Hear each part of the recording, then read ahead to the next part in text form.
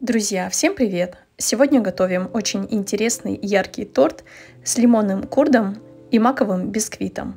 Торт получается очень нежный, сочный, с насыщенным вкусом лимона. Я впервые пробую такое сочетание и могу сказать, что это достаточно ярко, вкусно и интересно. Подойдет для тех, кто любит вкус лимона. Сам торт готовится достаточно быстро и легко, а получается ярко и празднично. Друзья, если вы хотите порадовать себя и своих близких, попробуйте такой вариант. Ну что ж, давайте начнем готовить. Для бисквита нам понадобится 90 грамм муки, 7 грамм разрыхлителя и 25 грамм мака. Все хорошо перемешиваем. Затем берем 3 белка, щепотку соли и все необходимо взбить до пышной пены. Когда появится вот такая белая пышная пена, мы добавляем 85 грамм сахара и взбиваем до плотных пиков. Должен появиться вот такой рисунок. Затем вводим 3 желтка поочередно и еще взбиваем 3 минуты. Масса должна быть достаточно пышной. Итак, когда масса стала пышной, мы добавляем 50 грамм молока, 30 грамм растительного масла и начинаем частями вводить сухие ингредиенты. Лопаткой мешаем аккуратно, недолго, движениями снизу вверх. Чем меньше будет движений, тем воздушнее будет наш бисквит. Я мешаю сначала лопаткой, ну а в конце прохожусь несколько раз венчиком и делаю это для того, чтобы не было комочков в тесте. После того, как тесто готово, я беру кольцо диаметром 16 см и переливаю туда бисквит. Затем его необходимо немного встряхнуть и пройтись шпажкой. Делаю это для того, чтобы не осталось никаких пустот. Кладем в духовку на 25 минут при 170 градусах. Вот таким выглядит готовый бисквит, и я его оставляю, чтобы он остудился. Для курда мне понадобится 1 яйцо, 1 желток, 40 грамм сахара, 5 грамм цедры лимона, 6 грамм кукурузного крахмала и все хорошо перемешиваю до однородности. Далее добавляю 50 грамм лимонного сока, еще немного мешаю и ставлю сотейник на плиту. Огонь у нас средний. Продолжаю мешать до тех пор, пока масса не станет вот такой густой. Но вы долго не мешайте, чтобы яйца не свернулись. Затем беру 40 грамм мягкого сливочного масла, добавляю 40 грамм белого шоколада и саму массу необходимо пропустить через сито. Она в итоге получится достаточно гладкой и красивой.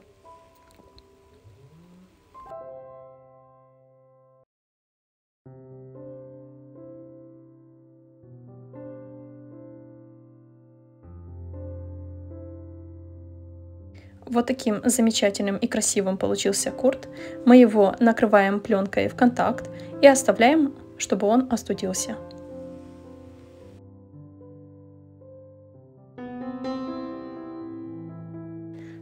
К этому времени бисквит остудился, и необходимо пройтись вот так ножом и снять кольцо. Посмотрите, какой он красивый, пышный получился. Поверьте, он очень вкусный и воздушный. Всем рекомендую приготовить в таком варианте бисквит. Далее необходимо накрыть его пищевой пленкой и отправить в холодильник на 3 часа, чтобы он там отлежался.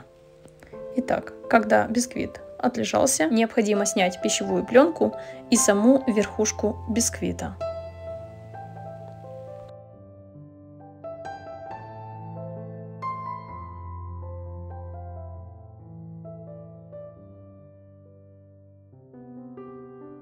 Итак, когда снята верхушка, сам бисквит необходимо разрезать на 3 коржа.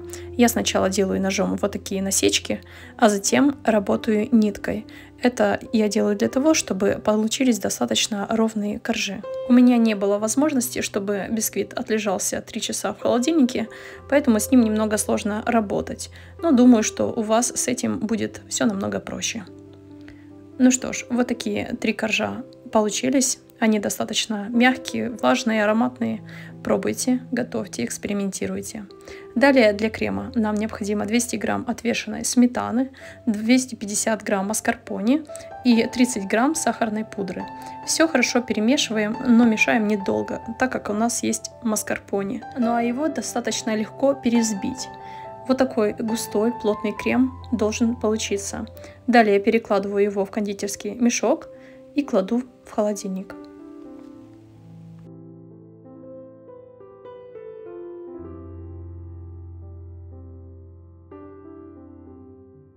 Когда курт остудился, его консистенция стала еще плотнее, я его перекладываю в кондитерский мешок и также ставлю буквально на полчаса в холодильник.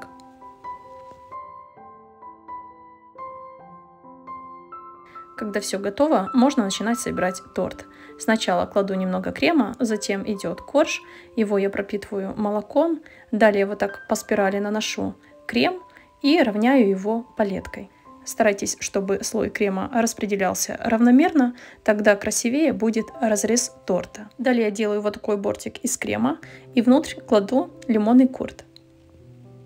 Затем снова идет корж, его также я пропитываю молоком и все повторяется. Снова наношу крем, равняю его палеткой, затем снова необходимо сделать бортик из крема и внутрь снова кладу лимонный курт. Далее все это завершаю последним бисквитным коржом, затягиваю торт в ацетатную пленку, ставлю кольцо и немного сверху пропитываю. Далее необходимо накрыть пищевой пленкой и отправить в холодильник на 6 часов. Для выравнивания мне понадобится 100 грамм сливочного масла, 40 грамм сахарной пудры. Ее необходимо просеять. Затем все хорошенько взбиваю, пока не получится вот такая пышная консистенция. Она посветлеет. 200 грамм добавляю сливочного сыра и вновь взбиваю недолго. Главное, чтобы все объединилось и не было никаких комочков. Вот такой плотный и густой получился крем для выравнивания торта.